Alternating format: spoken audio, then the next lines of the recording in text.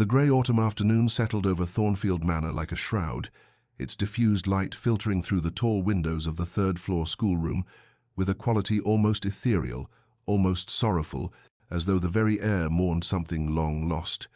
Miss Eleanor Hartwell stood beside the worn mahogany desk, her dove-grey dress carefully mended at the cuffs where the fabric had begun to fray,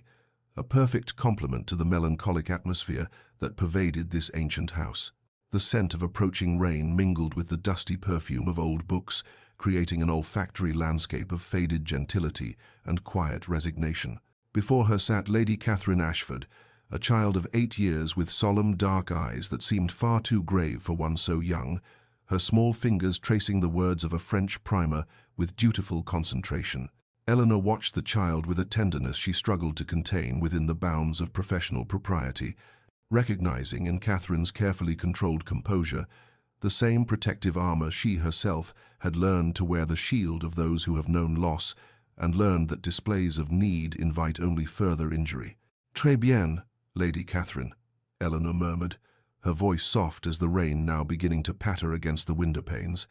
"Your pronunciation improves daily." The child's lips curved in the smallest of smiles, a rare and precious thing in this house where joy seemed to have been banished along with light and laughter. Eleanor's own smile in return felt like a fragile creature taking tentative flight, and she was suddenly, painfully aware of how little she had to offer this lonely child. Beyond patience and whatever knowledge remained from her own carefully cultivated education, an education meant to prepare her for drawing rooms and society, not for the quiet servitude of a governess's life. The sound of footsteps in the corridor beyond caused both their heads to turn, and Eleanor's breath caught as the tall figure of the Duke of Thornfield passed the open doorway, his profile stern and remote as a marble monument. Sebastian Ashford, 9th Duke of Thornfield, moved through his ancestral home like a ghost, haunting the ruins of his own life, his dark coat immaculate, his bearing rigid with the discipline of a man who has forgotten how to bend lest he break entirely. He did not look into the schoolroom, he never looked, as though the sight of his daughter's careful studies might pierce whatever ice encased his heart. But Eleanor felt the cold draught of his passing nonetheless, the way one feels the shadow of a great bird passing overhead. Catherine's small hand had stilled on her primer, her eyes fixed on the empty doorway through which her father had disappeared, and Eleanor saw in that frozen moment the truth of this place, a house inhabited by 3 souls, each locked in their separate chambers of grief and diminishment, each afraid to reach across the dark spaces between them. The rain intensified, drumming now against the windows with insistent melancholy, and Eleanor returned her attention to the lesson, pushing away thoughts of what she herself had lost, of the life that should have been hers, of the scandal that had reduced her from Miss Hartwell of Hartwell House to Miss Hartwell the governess, dependent on the charity of distant relations and the cold comfort of employment in a house that felt less like a home than a beautiful hollow mausoleum. As Catherine bent over her arithmetic slate, carefully forming the numbers Eleanor had demonstrated, the governess found her mind drifting a dangerous indulgence she usually disciplined away, but today the grey light and the sound of rain seemed to dissolve her defences, and she was suddenly, unwillingly, transported back 2 years to another autumn afternoon, to the church at Hartwell Village, where she had stood in her mother's carefully altered wedding gown, orange blossoms woven through her hair, her heart so full of hope and innocent certainty that she had felt she might ascend like some heavenly creature. Charles Pemberton, handsome, charming Charles with his easy promises and honeyed words, had seemed the answer to every prayer, the salvation of her family's declining fortunes through his modest but respectable income, and more than that, she had believed herself genuinely loved, had believed in the devotion he proclaimed so eloquently in his letters. But Charles had not appeared at the altar that morning. Instead, his brother had arrived with a note, a coward's note, brief and brutal, explaining that an opportunity had arisen to marry Miss Victoria Ashworth, whose father's railways had made him one of the wealthiest men in England, and that Charles hoped Eleanor would understand that practical considerations must sometimes supersede sentiment.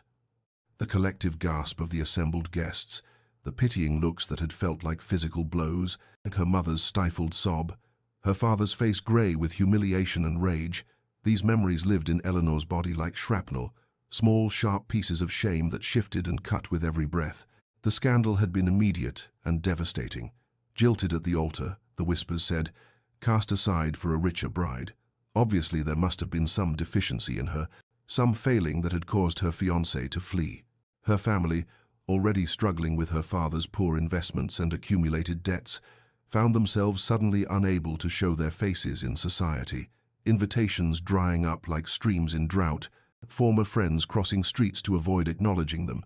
Within 6 months, her father had died, some said of a broken heart, though the doctor called it apoplexy, and within a year, the creditors had taken Hartwell House, leaving Eleanor and her mother dependent on the grudging charity of distant cousins who made clear at every opportunity that they were burdens barely tolerated. Employment had been necessity, not choice, and even that had required her mother's cousin's intervention, a letter of reference that glossed over the scandal and emphasized Eleanor's accomplished education. And so she had come to Thornfield Manor, grateful for even this diminished existence, this life of service in the shadowed corners of someone else's grand house, teaching someone else's child,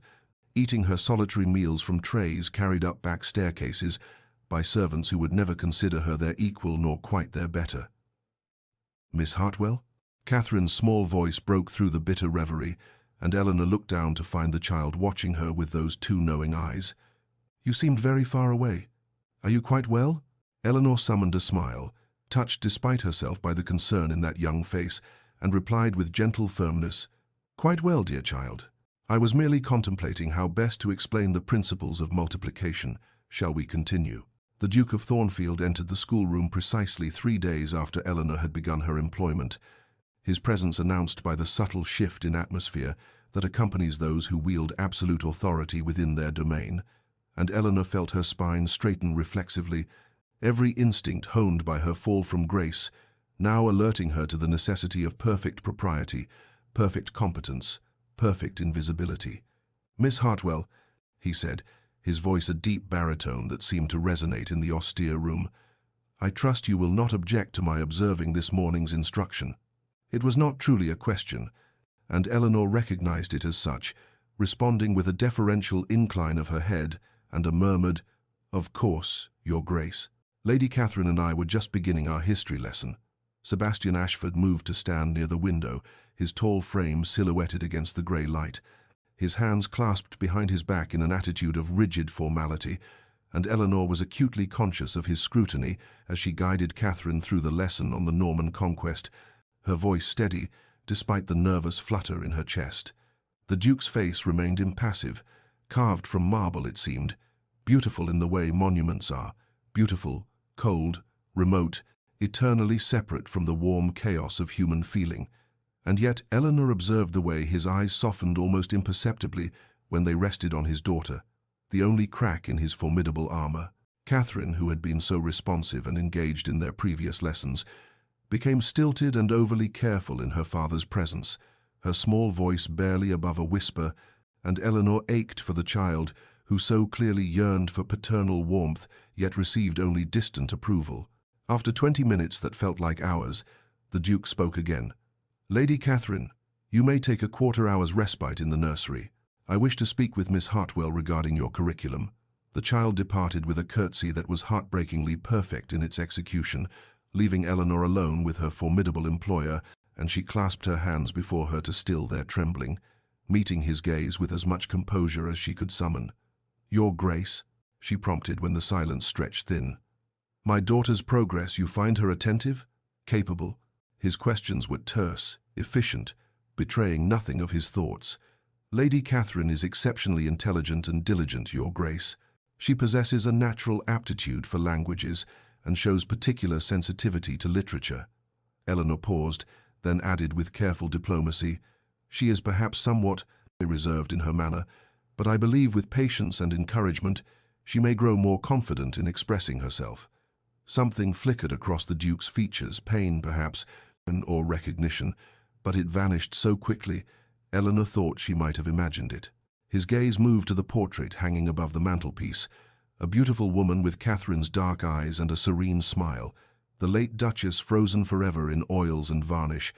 and Eleanor saw how his jaw tightened, how he deliberately turned away, as though the sight inflicted some unbearable wound. Continue as you have been, Miss Hartwell, he said, his voice rougher now, abraded by some emotion he would not name. "Catherine needs—"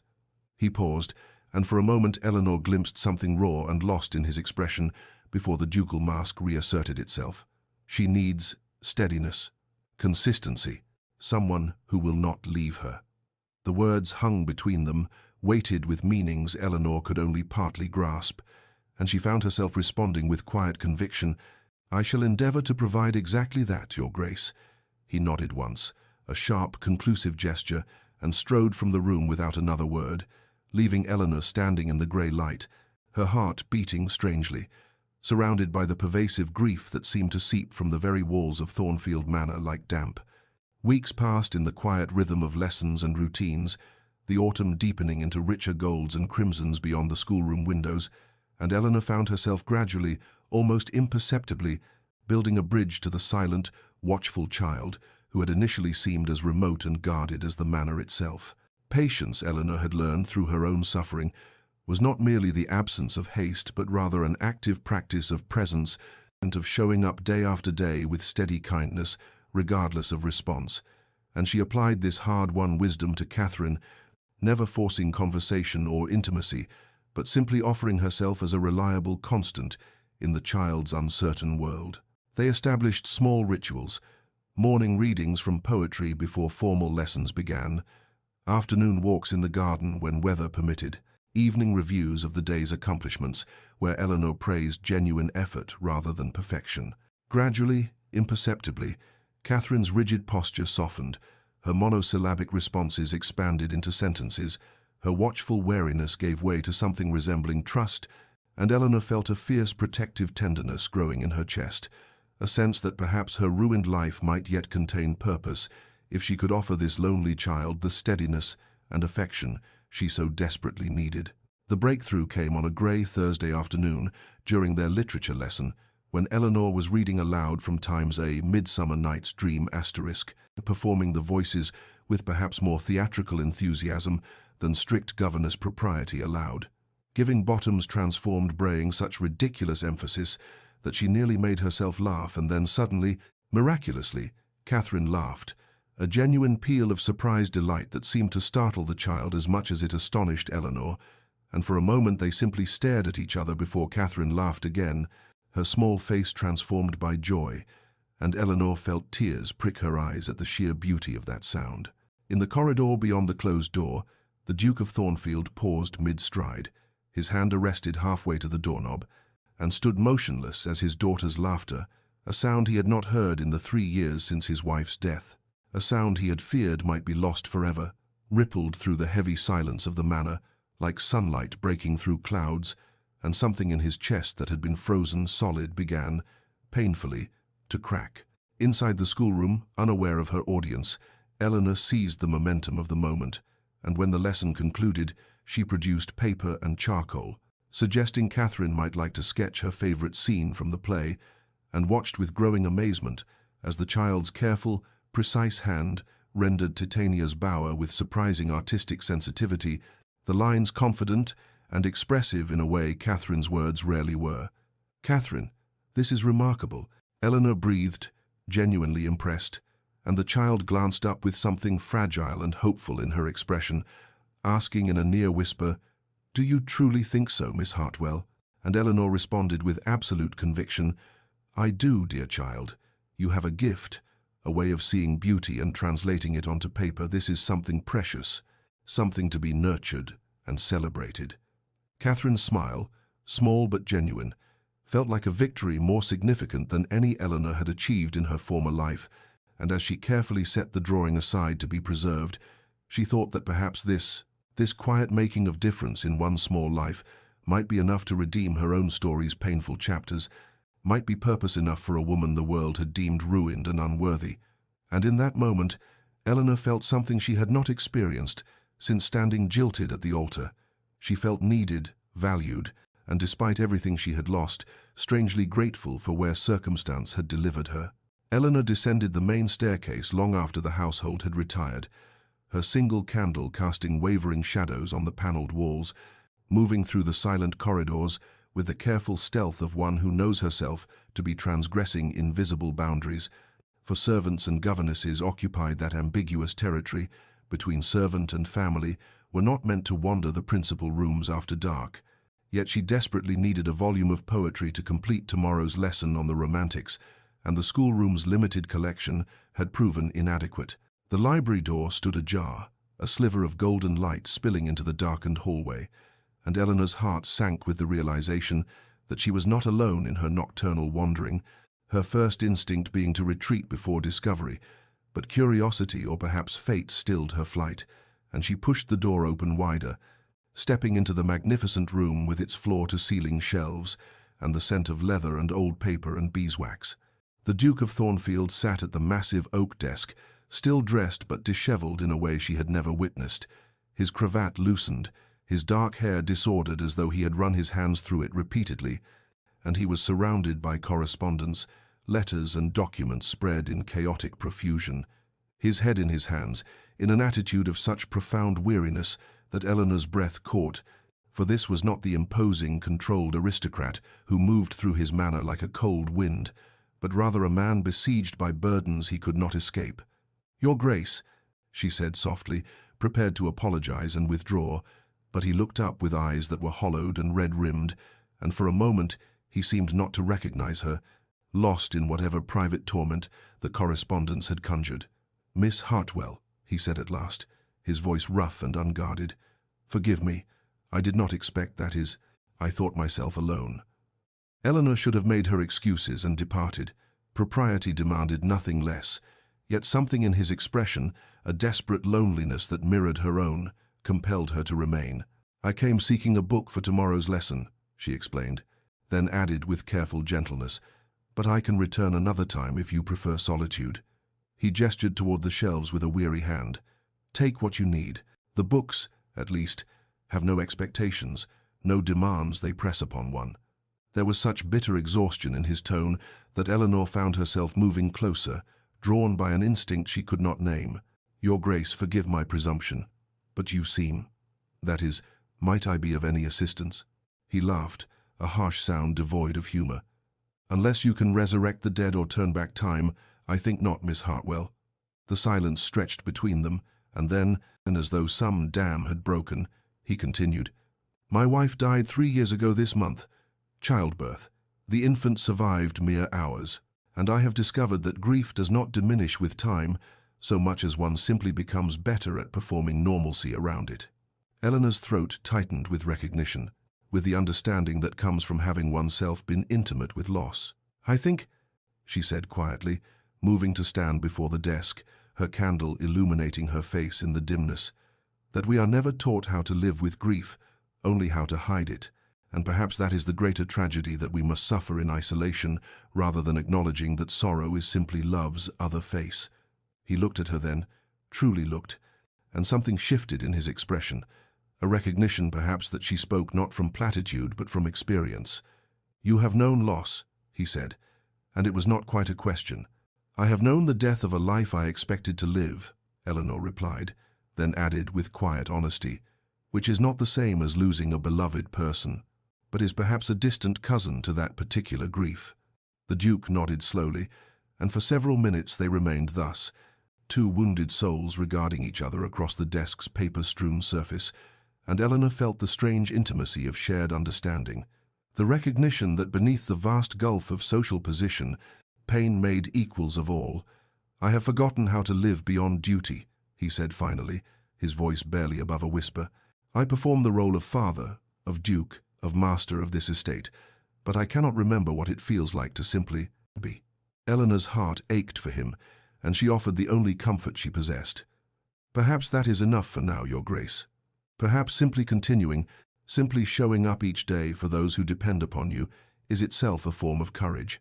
And perhaps someday the performance becomes real again, becomes life rather than mere survival." Something in his face softened, and he regarded her with an expression she could not quite decipher before the ducal mask reasserted itself, and propriety returning like armor donned. "You are wise beyond your years, Miss Hartwell," he said, his tone formal once more. "Take your book and return to your rest. Morning comes too quickly." Eleanor curtsied and selected her volume with trembling hands, and as she departed the library, She felt the weight of his gaze upon her back, and knew that something had shifted between them in that late-night encounter. Some boundary had been crossed that could not be uncrossed, and she carried that knowledge with her into the darkness like a candle flame cupped against the wind. As autumn deepened into its richest and most melancholic phase, the trees beyond the schoolroom windows blazing with crimson and gold before their inevitable surrender to winter's bareness, Eleanor noticed a subtle but unmistakable shift in the rhythms of Thornfield Manor, a warming that began the morning after their library encounter, when the Duke appeared at the schoolroom door during Catherine's geography lesson, not with his usual observational distance, but with a tentative quality that suggested actual interest rather than mere paternal duty. He asked Catherine about her studies, and when the child enthusiastically explained the map she was creating, he knelt beside her chair to examine her work more closely, offering genuine praise that made Catherine's face luminous with pride, and Eleanor felt something dangerous flutter in her chest at the sight of this powerful man made gentle by love for his daughter. The visits became more frequent, no longer announced by the housekeeper but casual, as though the Duke had claimed the right to enter this domestic sphere that had previously existed separate from his austere governance of the estate, and gradually his presence shifted from peripheral to participatory. He suggested texts for their literary studies, debated with Eleanor about pedagogical approaches with surprising intellectual engagement, even joined their nature walks when weather permitted, pointing out architectural features of the estate, or telling Catherine stories about the land's history that brought both past and place alive. Then came the small gestures, each one unremarkable in isolation, but accumulating into a pattern that Eleanor could not help but notice even as she told herself she must not interpret, must not hope. A superior lamp appeared in the schoolroom one grey morning, replacing the inadequate candle that had strained her eyes during winter's early twilights. And when she thanked him, he merely said he could not have his daughter's education compromised by poor lighting, but his eyes held hers a moment longer than necessity required. He began asking her opinion not merely about Catherine's lessons, but about the child's emotional state, her development, her needs, treating Eleanor not as a servant, implementing his instructions, but as a partner in Catherine's raising, and she found herself speaking with an honesty and authority she had not dared claim in any interaction since her fall from grace. One afternoon, as she was returning from the village with books she had purchased with her meager salary, she encountered him in the hallway and mentioned needing to wait until evening to access the library, not wishing to presume, and he had looked genuinely surprised before saying with something almost like warmth, "Miss Hartwell, please consider the library freely available to you at any hour. A mind such as yours should not be constrained by arbitrary schedules." And she had felt simultaneously elevated and endangered by such regard. Eleanor knew she should maintain strict professional distance, should recognize these gestures as simple kindness from a decent employer, and nothing more. Yet she could not prevent the treacherous blooming of feeling in her guarded heart, the way her pulse quickened when she heard his footsteps in the corridor, the way she found herself dressing with slightly more care each morning, the way his occasional smile felt like sunlight breaking through years of grey. She told herself sternly that such feelings were not merely inappropriate but dangerous, that she was a governess in his employ, a woman whose reputation was already destroyed, and any fantasy of regard beyond professional respect was both foolish and potentially catastrophic to the fragile security she had managed to construct from the ruins of her former life. Yet knowing the danger did not prevent the feeling, and she lay awake in her small room, listening to the autumn wind, strip leaves from the trees, and wondering whether it was possible to die from wanting what one could never, must never, hope to possess. The invitation arrived not through the housekeeper's formal channels, but directly from the Duke himself,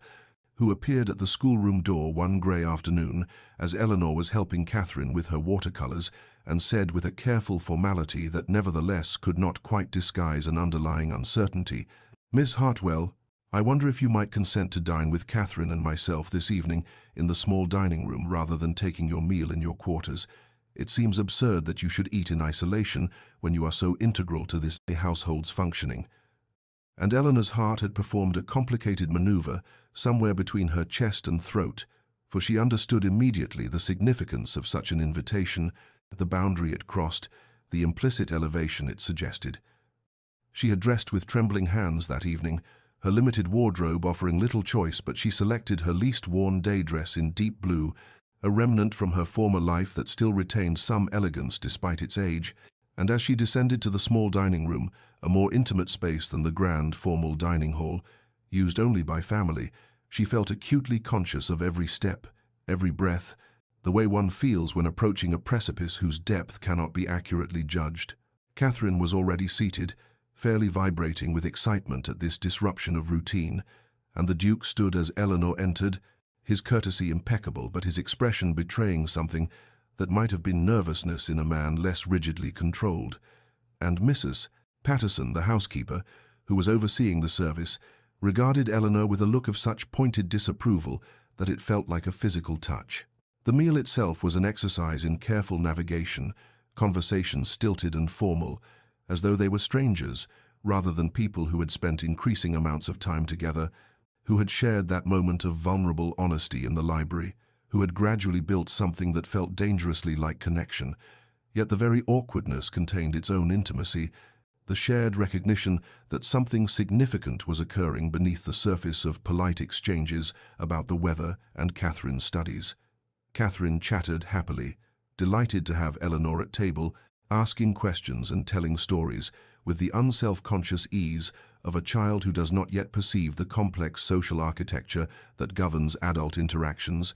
and gradually her innocent pleasure eased some of the tension, allowed Eleanor and the Duke to speak more naturally, to exchange glances over Catherine's head that carried warmth and shared amusement. Yet Eleanor remained hyper-aware of Mrs. Patterson's presence at the sideboard,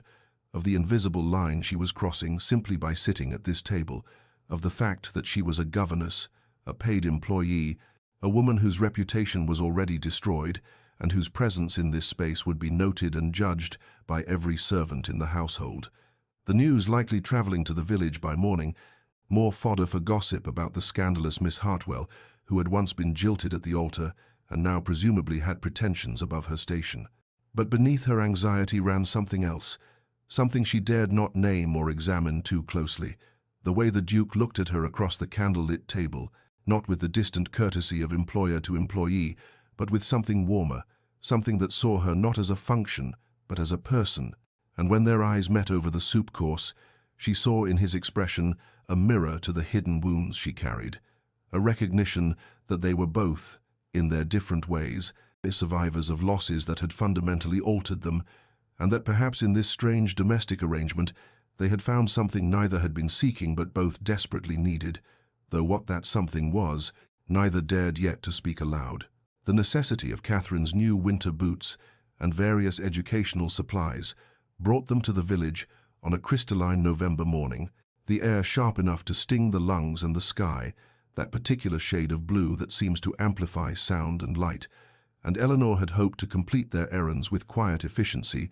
to remain unnoticed in the crowds that gathered for market day. But fate or cruel providence decreed otherwise, for as she and Catherine emerged from the draper's shop, their arms full of packages, she found herself face to face with Mrs. Charlotte Waverley and Miss Georgiana Thorne,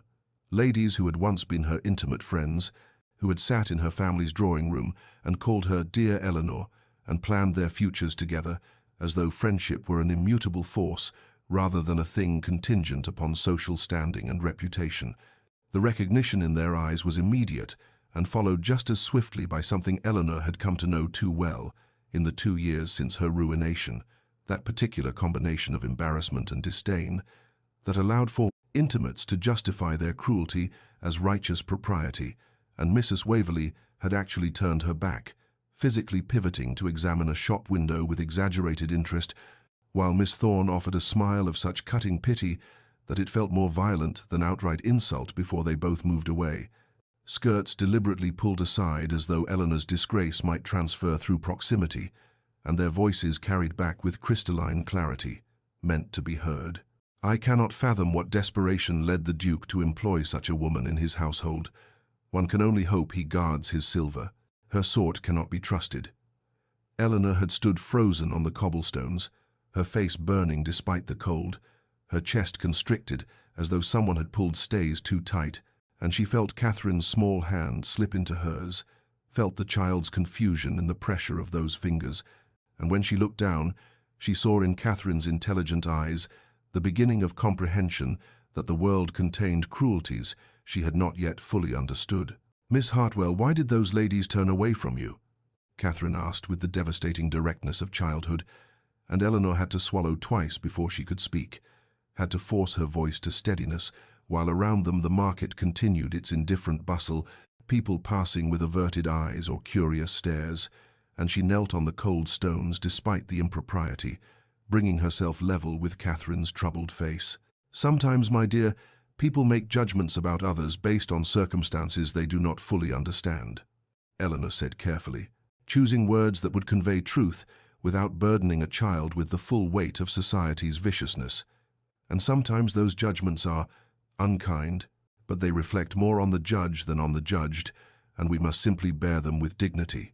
What Eleanor did not see, kneeling there in the village street, with Catherine's hand in hers and her own eyes bright with suppressed tears, was the Duke himself emerging from the solicitor's office across the square, his attention caught by the distinctive color of Eleanor's cloak, his expression shifting from mild interest to sharp attention as he observed the scene, witnessed the turned backs, and heard from his position the vicious whispers that continued to swirl around his daughter's governess, and those who happened to glance at his grace in that moment would later report that they had never seen such cold fury in a man's face, a rage all the more terrifying for being utterly controlled. That evening, Eleanor had barely returned to her quarters when Mrs. Patterson summoned her to the drawing room where the Duke stood before the fire, his posture rigid, and he said without preamble, his voice carrying a quality of absolute authority that made even Eleanor straighten instinctively, "Miss Hartwell, it has come to my attention that you were subjected to unconscionable treatment in the village today." And before she could formulate a response, he continued, "I have already taken steps to make clear throughout this household and to certain individuals in the village that you are under my protection and are to be accorded every respect due to a valued member of this family, and should anyone presume to treat you with anything less than courtesy, they will answer to me personally." And Eleanor, looking into his eyes, saw there not pity but a fierce regard that made her heart perform that dangerous maneuver again, and she understood that something fundamental had shifted, that he had chosen to stand as shield between her and the world's judgment, and the implications of that choice were both terrifying and impossibly, dangerously precious. The storm arrived on a Tuesday evening, with the kind of biblical fury that seemed to echo some divine judgment, wind howling through the manor's ancient stones like the voices of all Thornfield's ghosts demanding audience, rain lashing against windows with such violence that Eleanor feared the glass might shatter, and for 3 days they were trapped inside, while the world beyond became a grey chaos of water and wind. The isolation of the manor transformed from metaphorical to literal as roads flooded and trees fell, and even the servants spoke in hushed tones about omens and ill fortune. The oppressive atmosphere seemed to concentrate all the unspoken tensions that had been building within those walls, emotions that had been carefully managed through routine and propriety, suddenly finding no outlet in the enforced confinement, and Eleanor felt it pressing against her chest like a physical weight, this awareness that something must soon break. Some crisis must arrive to release the accumulated pressure of all that had passed between her and the Duke, all the charged glances and careful words and boundaries that had been crossed and then anxiously re-established. On the second night of the storm, Catherine woke screaming, her nightmares given terrible power by the violence outside, and Eleanor had gone to her immediately, finding the child sobbing with a depth of terror that suggested these dreams touched something more profound than simple fear of thunder. And gradually, through Catherine's incoherent words, Eleanor understood that the girl dreamed of her mother's death, of being left alone, of everyone she loved disappearing into darkness, and there was nothing Eleanor could do but hold her, rocking slightly in the chair beside Catherine's bed, while the storm raged, and the child clung to her with desperate strength and whispered, "Don't leave me, don't leave me," over and over until the words became a kind of prayer. She must have dozed finally, exhaustion claiming her sometime in the darkest hours before dawn, because she woke to find pale grey light filtering through the curtains, and Catherine asleep against her shoulder and the child's breathing finally peaceful. And Eleanor was stiff and cold, but did not dare move for fear of waking her. And it was thus that the Duke found them when he entered the room, still in his shirt-sleeves and waistcoat, as though he too had passed a sleepless night, his face haggard with worry that transformed to relief, and then to something more complicated when he saw them there, in this tableau of comfort that spoke to everything his daughter had been missing, everything he had been unable to provide. "She had nightmares," Eleanor whispered, her voice rough with exhaustion, "about losing everyone," and she saw something crack in the Duke's carefully maintained composure, saw his throat work as he swallowed hard, and when he spoke his voice was raw with a vulnerability she had never heard from him before. "I am failing her. Miss Hartwell, I am failing her every day, and I do not know how to—" But he could not finish, could only stand there with his defenses finally, utterly breached, and Eleanor, still holding his sleeping daughter, said quietly but with absolute certainty, "You love her, Your Grace, and she knows it, she feels it even when you cannot find words for it, and that love is not failure, it is everything." And for a long moment, they simply looked at each other across the dim room, while the storm finally began to abate outside, and Eleanor felt the dangerous intimacy of this moment, this shared acknowledgement of inadequacy and need, and the strange salvation they had found in each other's presence.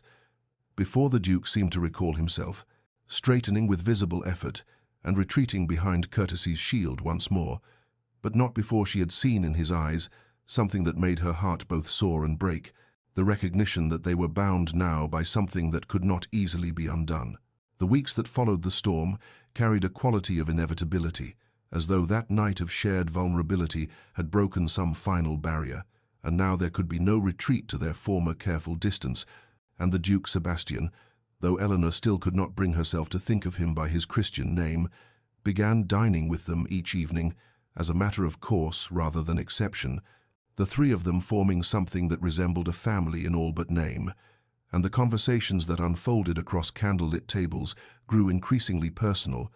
moving beyond the safe territories of Catherine's education and household matters into the deeper waters of philosophy and literature and memory. Eleanor discovered that beneath his austere exterior lived a man of considerable wit, whose dry observations about society's absurdities could make her laugh in a way she had not laughed since before her ruin, and she saw too his formidable intelligence, the way he could discuss Plutarch or contemporary politics with equal facility, and more precious still, she witnessed the gradual emergence of his capacity for warmth, the way his eyes would soften when Catherine said something clever, the way his rare smiles transformed his entire countenance from forbidding to almost boyish. One evening in early December, with the first snow falling beyond the windows and the fire crackling in the drawing room where they had retreated after dinner, he had asked her directly about her broken engagement, and Eleanor had felt the familiar tightness in her chest, that instinctive retreat from the wound that had never fully healed. But something in his steady regard gave her courage, and she told him the whole sordid tale, how Thomas Waverley had courted her for 2 years, with every appearance of devoted affection, how the wedding had been planned down to the smallest detail, how she had stood in the church in her mother's altered wedding gown, while the minutes stretched into a quarter hour and then longer, and the whispers began among the assembled guests, and how finally his brother had arrived with a letter explaining that Thomas had eloped to Gretna Green with Miss Sarah Pembridge, whose father had recently inherited a considerable fortune. She described the aftermath with a voice that remained steady through sheer force of will, her father's financial collapse exacerbated by the wedding expenses already incurred, her mother's slow decline into invalidism brought on by shame, the way every door in society had closed to her as though she carried some contagion, and when she finished, she found that tears had traced silent paths down her cheeks, though she had not felt them fall, and she waited for the pity that she had come to dread, the well-meaning sympathy that always made her feel diminished. But Sebastian's response was not pity, it was fury, controlled but absolute, a rage on her behalf that made his voice tight when he said, "Their cruelty reveals their character, not yours, Eleanor," and it was the first time he had used her Christian name, the intimacy of it sending a shock through her system, and he continued, leaning forward with an intensity that held her captive, "That you have survived such betrayal with your kindness and dignity intact speaks to a strength of character that puts to shame every one of those who presume to judge you. And I—" But he stopped himself, seeming to realize he had ventured too far. Yet the unfinished sentence hung between them like a promise, and Eleanor felt something dangerous and precious unfurl in her chest, a hope she knew she should not permit but could no longer entirely suppress. And around them Thornfield Manor seemed to hold its breath while Catherine slept peacefully upstairs. This child, who had become the unexpected bridge between two wounded souls, learning, finally, that they might dare to reach for happiness once more. Eleanor understood with terrible clarity, sometime in the cold December days that followed that fireside confession, that she had fallen irrevocably in love with Sebastian Ashford, Duke of Thornfield, and the recognition came not as joy but as a kind of grief, sharp and relentless as winter wind cutting through inadequate clothing. For what could be more foolish, more dangerous, more utterly without hope than a disgraced governess loving her employer, a man so far above her station that the distance could not be measured in mere social gradations, but in fundamental categories of being, he, a peer of the realm, she, a woman whose name still drew sneers in drawing-rooms across 3 counties, he possessed of wealth and title and consequence, she dependent upon his charity for her very bread, and the power imbalance alone rendered any imagined reciprocation not merely unlikely but ethically impossible, for how could he ever speak even if he felt something? Knowing she could not refuse him, could not risk her position, could not afford the luxury of honest refusal, she lay awake through long nights tormented by the cruelty of proximity,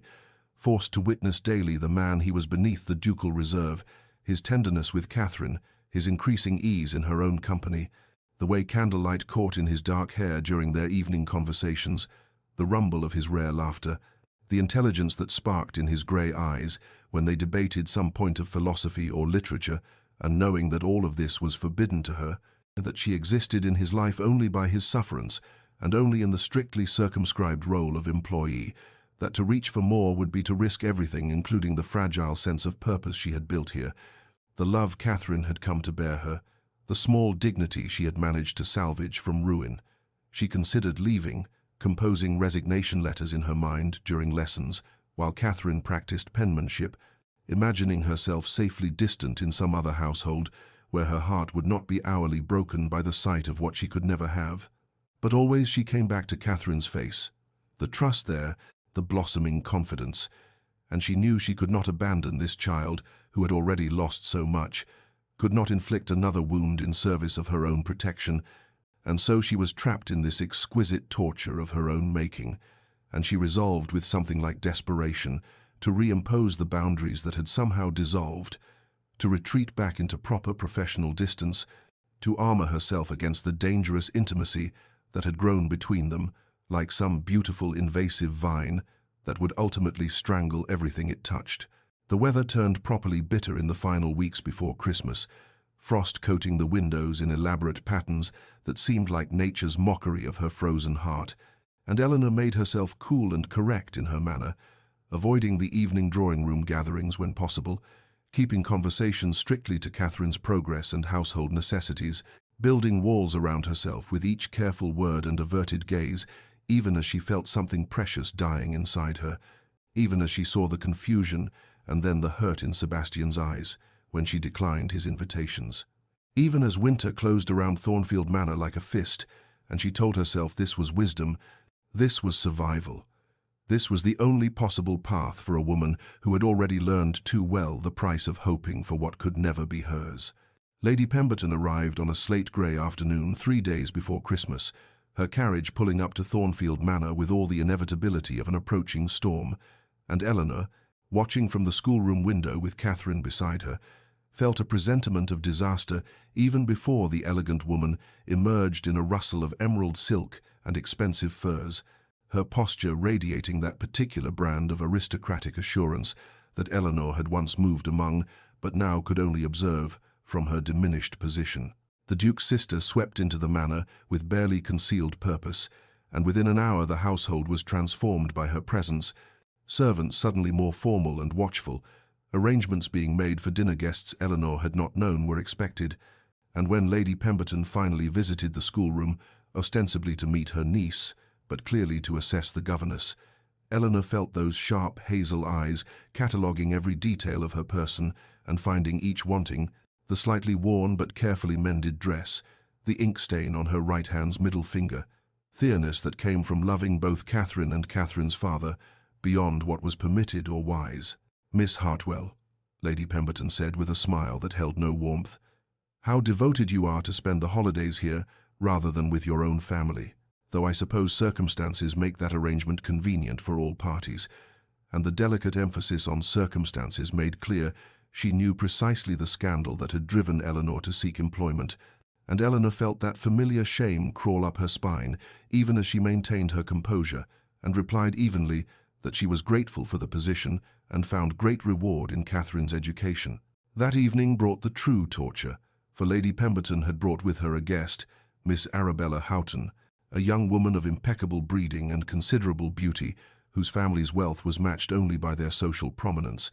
And at dinner, Eleanor understood with sickening clarity that she was witnessing an ambush, an intervention designed to redirect Sebastian toward appropriate matrimonial prospects, and she was forced to sit in her proper place, not quite servant, not quite family, occupying that liminal space that governesses inhabited, while Lady Pemberton steered conversation toward Miss Houghton's accomplishments at the pianoforte, her charitable work, her extensive social connections, all the things that made her a suitable duchess,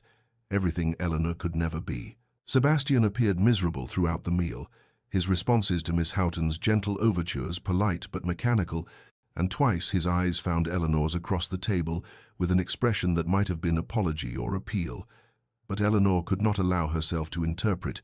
could only force down each bite of food that tasted like ashes, and smile appropriately when Catherine tried to include her in the conversation. And Lady Pemberton's pointed comments about appropriate boundaries, and Catherine requiring a proper mother's guidance,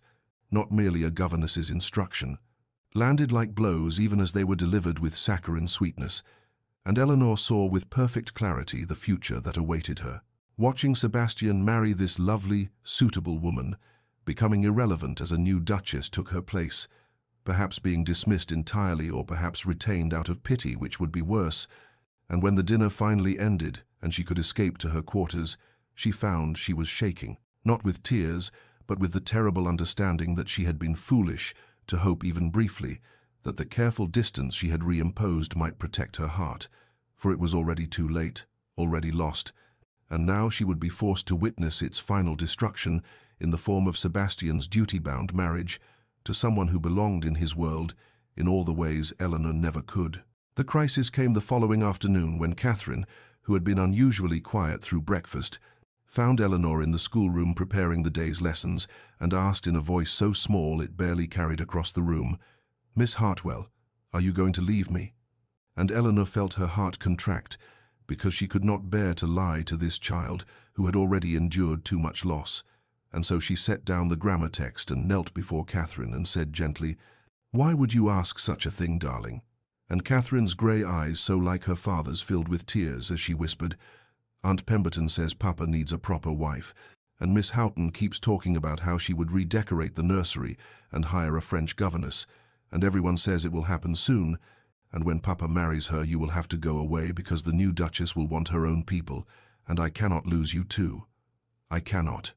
It will be like losing Mama again." And the words tumbled out in an increasingly hysterical rush until the child was sobbing against Eleanor's shoulder with the kind of desperate fear that could not be reasoned with, only endured, and Eleanor held her and murmured soothing, meaningless sounds, while her own heart shattered, because what could she say? What comfort could she offer when Catherine's fear was entirely justified, when Eleanor herself had lain awake imagining precisely this future? And finally she said with as much steadiness as she could summon, "If your father marries, sweetheart, the new Duchess may indeed prefer a different governess. That is the way of things. But whatever happens, you must know that I love you, and that will never change regardless of where I am." And it was the best truth she could offer. But it was not enough. Catherine's sobs only intensified, and it was thus that Sebastian found them when he entered the schoolroom, having come to discuss some household matter, his face shifting immediately from mild concern to alarm as he took in his daughter's distress and Eleanor's stricken expression. "Catherine, what has happened?" he demanded, crossing the room in 3 strides and dropping to his knees beside them, and Catherine turned to him with all the accusation and terror of childhood and cried, You are going to marry Miss Houghton and send Miss Hartwell away, and I will be alone again." And Sebastian's face went absolutely white, then dark with fury, and he looked at Eleanor over Catherine's head with something blazing in his eyes that she could not name, and he said in a voice of terrible control, "Catherine, listen to me. I am not going to marry Miss Houghton. I am not going to send Miss Hartwell away. Do you understand? No one is leaving." And Catherine hiccuped into his waistcoat, but Aunt Pemberton said, and Sebastian cut her off sharply, "Your aunt is mistaken about a great many things, and I will speak with her directly." And he scooped Catherine into his arms and said to Eleanor, "Stay here, please. I will return shortly." And there was something in his tone that was both command and plea. And then he was gone, with Catherine still clinging to him, and Eleanor heard his boots on the stairs, heard his voice calling for his sister, and then the drawing-room door closing. And she sank into a chair with her hands trembling because something had shifted, some dam had broken, and she did not know whether to hope or despair. 20 minutes later, Sebastian returned alone, his expression carved from stone, and said tersely, "Catherine is resting. Miss Houghton has departed. My sister is packing." And Eleanor stood quickly. "Your Grace, I never meant to cause such disruption if my presence has created difficulties." And he crossed to her and took her hands in his, a liberty that shocked her silent, and said, "Eleanor, you must know." And then the drawing-room door opened and Lady Pemberton stood there, her face white with rage, and she said in a voice like poisoned honey, "Sebastian, we must speak privately about this appalling situation." But Sebastian did not release Eleanor's hands, and his voice was ice as he replied, "There is nothing private about what I have to say. Miss Hartwell has become indispensable to this household and to my daughter's well-being, and any suggestion that she should be dismissed or that I should marry to satisfy your notions of propriety is both unwelcome and unfounded." And Lady Pemberton's eyes narrowed as she looked between them and said, softly,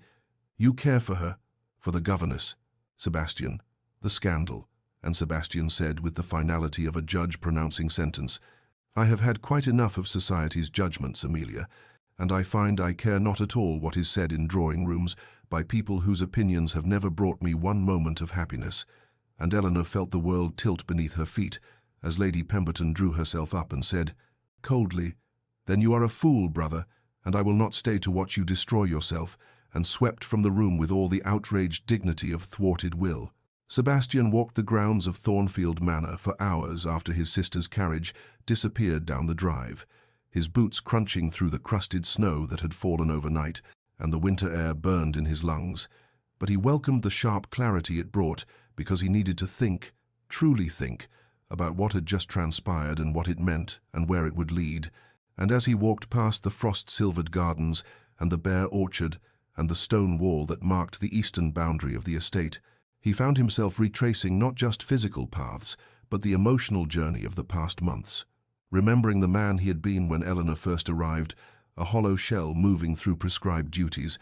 loving his daughter but unable to reach her, bound by grief not for his late wife whom he had respected but never truly loved, their marriage having been one of duty and expectation rather than genuine affection, but grief for the life he had never quite lived, the passion he had never felt, the connection he had believed himself incapable of experiencing. Eleanor had changed everything without his permission or awareness, slipping past his defenses through her quiet competence and unexpected humor, through the way she listened as though his words mattered, through her patient devotion to Catherine that had nothing to do with obligation and everything to do with genuine care. And he had watched her transform his daughter from a silent ghost of a child into a laughing, curious young person, and somewhere in that witnessing he had fallen entirely and irrevocably in love, not with the idea of replacing what he had lost, but with the specific reality of Eleanor Hartwell, her ink-stained fingers, and her habit of biting her lower lip when concentrating, her fierce intelligence and fiercer loyalty, the courage it had taken to rebuild a life from the ruins of public humiliation, the grace with which she inhabited her diminished circumstances without bitterness or complaint, and he knew, standing there in the winter cold with his breath misting before him, that he could not let her go, could not watch her slip away into some other position in some other household, could not return to the grey existence he had inhabited before she brought colour back into his world. Yet he was not a fool, and he understood the complications, the power imbalance that made any declaration from him inherently coercive, because she was his employee and dependent upon him for her livelihood and security, and how could she refuse him without risking everything? And what if she felt obligated rather than genuinely willing? And the thought of trapping her in a marriage she did not truly want was unbearable. But then he remembered the way she looked at him sometimes, when she thought herself unobserved, the softness in her eyes, and the quick turn away as though catching herself in some forbidden act. And he remembered her hand trembling in his after Catherine's crisis, and he thought perhaps she might feel as he did, might want what he wanted. And even if society judged them, even if his sister and the gossips and the arbiters of propriety condemned the match, what did it matter against the possibility of genuine happiness, of authentic love, of a life lived in truth rather than in careful adherence to meaningless convention? And he found himself standing at the crest of the hill overlooking the manor, and the winter sun broke suddenly through the grey clouds, sending shafts of gold across the snow-covered landscape, and everything seemed to crystallize in that moment. He would speak to her, honestly and completely. He would make clear that she was free to refuse without consequence, but he would not hide his heart any longer, would not pretend that the love he felt was anything less than transformative. And with that decision made, Sebastian turned back toward the house, with purpose in his stride and hope, fragile but real, kindling in his chest like the first warmth of spring. Sebastian spent the following morning closeted in his study, making arrangements with an intensity of purpose that might have alarmed the household staff had they known its object, sending a footman to the village with instructions for the cook regarding an elaborate dinner, ordering wine brought up from the cellar, directing that the formal dining room be prepared with the best linens and the silver candelabra that had not been used since his wife's death. And when Mrs. Henderson, the housekeeper, inquired whether he was expecting important guests, he replied only that it was to be a private family dinner of some significance, and something in his expression prevented further questions, and by late afternoon the preparations were complete, and he went himself to the schoolroom where Eleanor was helping Catherine with watercolors, the winter light slanting through the tall windows and catching the copper in Eleanor's hair as she bent over the child's work, with that particular attention she brought to everything Catherine did. And when he cleared his throat, they both looked up, and he saw Eleanor's immediate wariness, the way her posture straightened defensively, and he gentled his voice as he said, "Catherine, Miss Hartwell, I would be honored if you would join me for dinner this evening in the formal dining room. I have arranged something of an occasion." And Catherine's face lit with instant delight as she cried, "Oh, Papa, truly? The formal dining room?" "Ah," and he smiled at his daughter and said, "Truly, darling, and I expect you in your best dress." And Catherine was already chattering about which ribbon she would wear, but Eleanor remained quiet,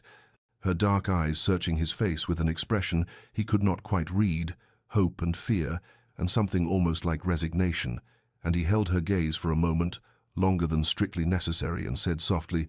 "Please, Eleanor, it would mean a great deal to me." And she nodded once, a small, precise movement, and whispered, "Of course, Your Grace." And he had to stop himself from correcting her, from saying that he wanted his name from her lips, not his title, but that would come, he hoped, that would come. The dinner itself began at 8, and when Eleanor entered the dining room in a dress of deep blue silk that she must have saved from her former life, her hair dressed simply but elegantly, Sebastian felt his breath catch because she was beautiful, had always been beautiful, but now there was something luminous about her, a quality of barely suppressed emotion that made her radiant. And Catherine was already seated and practically vibrating with excitement, clearly privy to some secret that made her giddy. And Sebastian seated Eleanor himself, and their hands touched briefly, and he felt her tremble, and the meal proceeded with a strange, dreamlike quality, the candles casting golden light across the polished table, the food exquisite but largely untasted, and Sebastian found himself speaking of courage, of the necessity of living according to one's own truth, rather than according to the expectations of others, of how he had spent too many years in the shadow of duty without joy.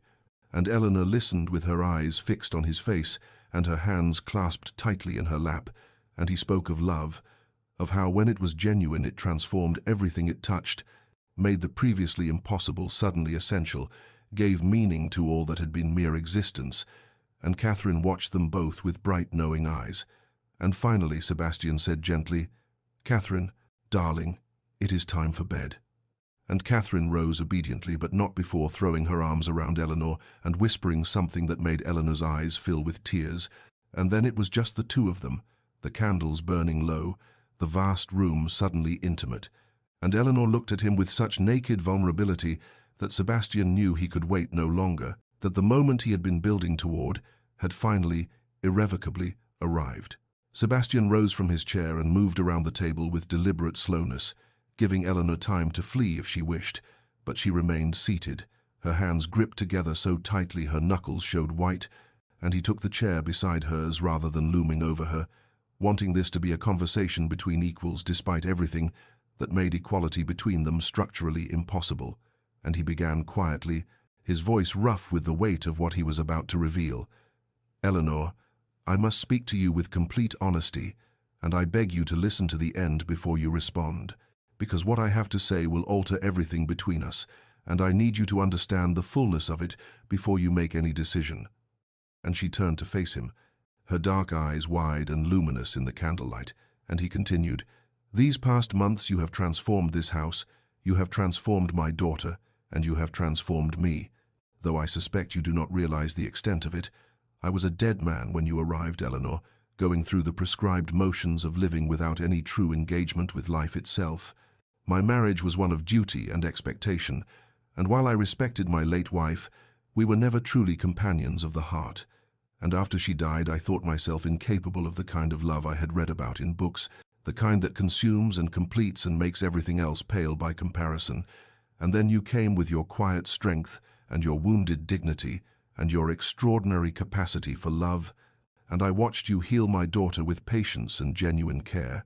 And I listened to you speak of literature and philosophy with an intelligence that challenged and delighted me, and I saw the courage it took for you to rebuild a life from ruins that were not of your making, and somewhere in all of that watching and listening and seeing, I fell completely and irrevocably in love with you." He saw her inhale sharply, saw tears spill over her lashes, but he pressed on because he needed her to understand all of it.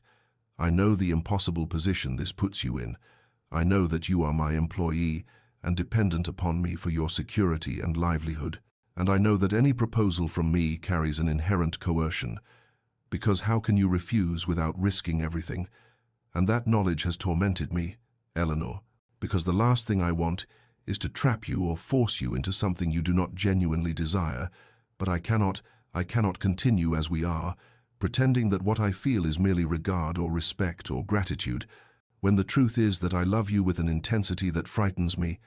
I love your mind and your heart and your spirit. I love the way you bite your lip when you are thinking, and the way you listen as though every word matters. I love your fierce loyalty and your gentle strength, and I want, more than I have ever wanted anything, to spend the rest of my life loving you if you will permit it." And now he reached for her hands, still clasped in her lap, and covered them with his own, feeling how they trembled. "Miss Hartwell, Eleanor, I am asking you with full knowledge of the power imbalance between us, and with absolute assurance that you may refuse me without any consequence to your position here or your relationship with Catherine, but I am asking because I must, because a life without you in it fully and completely is no longer a life I wish to live. Will you consent to be my wife? Will you do me the extraordinary honor of allowing me to love you openly for all the world to see?" Eleanor stared at him through her tears, her mouth opening and closing without sound, and finally she whispered, "This cannot be real. You cannot mean this. I am a ruined woman, a governess. I have nothing to bring to such a union. Surely this is some terrible jest." And Sebastian tightened his grip on her hands and said with fierce intensity,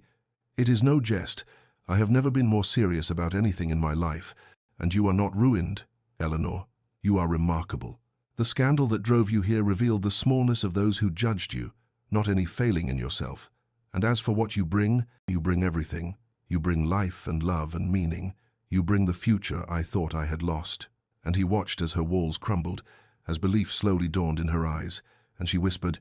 "I love you. I have loved you for months, though I knew it was impossible and foolish and dangerous. I love you, Sebastian." And hearing his name from her lips unlocked something in his chest, and he pulled her gently into his arms and felt her sob against his shoulder, all the fear and hope and desperate longing pouring out, and when she finally raised her face to his, he asked once more, "Will you marry me, Eleanor?" And through her tears she smiled, radiant and transforming, and breathed, "Yes, yes, 1,000 times yes." And when he kissed her, it felt like resurrection, like spring after endless winter, like coming home to a place he had never known existed but had been searching for all his life. The engagement was announced in early March, when the first tentative signs of spring began to appear in the gardens of Thornfield Manor, crocuses pushing through the last remnants of snow with a determination that Eleanor found metaphorically appropriate. And the response from society was precisely as predictable as it was vicious. The same people who had ostracized Eleanor 2 years prior, now turning their judgment upon Sebastian with gleeful moral outrage. How could a duke of his standing marry a governess, a woman of ruined reputation, a nobody with nothing? And former friends, who had offered their tepid condolences after his first wife's death, now wrote letters dripping with concern for his judgment and his daughter's welfare, suggesting that grief had clearly addled his faculties, that he was making a catastrophic error that would destroy his family's good name. And Eleanor read these letters when Sebastian left them carelessly on his desk, not to hide them but because they meant so little to him they were not worth the effort of concealment, and each cruel word landed on her heart like a stone, the old shame rising up to whisper that they were right, that she was ruining him, that her love was a selfish destruction of everything he had built. And one morning she found him in the library and said with careful control, "Sebastian, perhaps we should reconsider the damage to your reputation, to Catherine's prospects. I cannot bear to be the cause of your diminishment." And he looked up from his correspondence with such fierce intensity that she took a step backward, and he crossed to her in 3 strides and took her face between his hands and said, "Eleanor, listen to me. You are not ruining my reputation. You are giving me a life worth living. These people who judge us so harshly are the same ones who would have me spend the rest of my existence in cold duty, marrying some appropriate woman I do not love, raising Catherine in the same emotional wasteland I inhabited before you came, and I will not do it. I will not sacrifice the most genuine thing I have ever known for the approval of people whose opinions I do not value. Do you understand me?" And she nodded mutely, tears streaming down her face, and he kissed her forehead and murmured, "We will face them together, and we will be happy in spite of them, and eventually some will come around and others will not, and none of it will matter because we will have each other."